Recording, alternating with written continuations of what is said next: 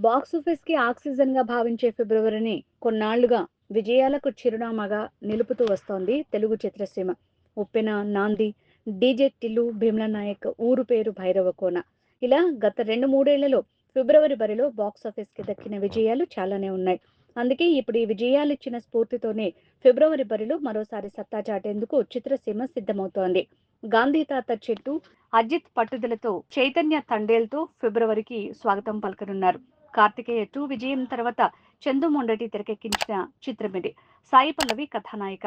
వాస్తవ సంఘటనల ఆధారంగా అల్లుకున్న ప్రేమ కథతో రూపొందింది. దేశభక్తి అంశాలకు ప్రాధాన్యత ఉంది. మరి ఇది బాక్సాఫీస్ ముందు ఎలాంటి మ్యాజిక్ చేస్తుందో తెలియాలంటే వచ్చే నెల 7 వరకు వేచి చూడక తప్పదు. విశ్వక్ సేన్, లైలా, కిరణ్ అప్పవరం, దిల్ రూబా, రాజా గౌతమ్ బ్రహ్మానందం కలిసి నటించిన 'బ్రహ్మానందం' ఫిబ్రవరి 14న తెరపైకి రానున్న ఈ మూడింటిపైన ప్రేక్షకుల్లో మంచి అంచనాలే నెలకొని ఉన్నాయి. వీటిలో వినూత్నమైన రొమాంటిక్ యాక్షన్ ఎంటర్టైనర్ గా ముస్తాబైన లైలాలు విశ్వక్ అమ్మాయిగా కనిపించనుండటం ఆసక్తి రేకెత్తించే అంశం. అలాగే బ్రహ్మానందంలోనూ ఇలాంటి విశేషమే ఒకటుంది.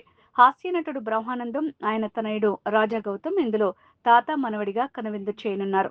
ఇక దిల్ రాజు రూబా విషయానికి వస్తే లాంటి విజయం తర్వాత కిరణ్ అబ్బవరం నుంచి వస్తోన్న సినిమా కావడంతో సినీ ప్రియులు మంచి అంచనాలు ఏర్పడ్డాయి. గతేడాది ఫిబ్రవరిలో 'ఊరు పేరు భైరవ కోన'తో బాక్సాఫీస్ బరిలో విజయాన్ని అందుకున్నారు సందీప్ కిషన్. ఇప్పుడైనా శివరాత్రి సందర్భంగా 'మజాకా'తో సినీ ప్రియుల్ని నవ్వించేందుకు సిద్ధమవుతున్నారు. 'ధమాకా' విజయం తర్వాత త్రినాథరావు నక్కిన తెరకెక్కించిన చిత్రమిది. ఇదొక విభిన్నమైన వినోదాత్మక ప్రేమ కథతో రూపొందింది. నాన్న సెంటిమెంట్ కు ప్రాధాన్యం ఉన్నట్లు అర్థమవుతోంది.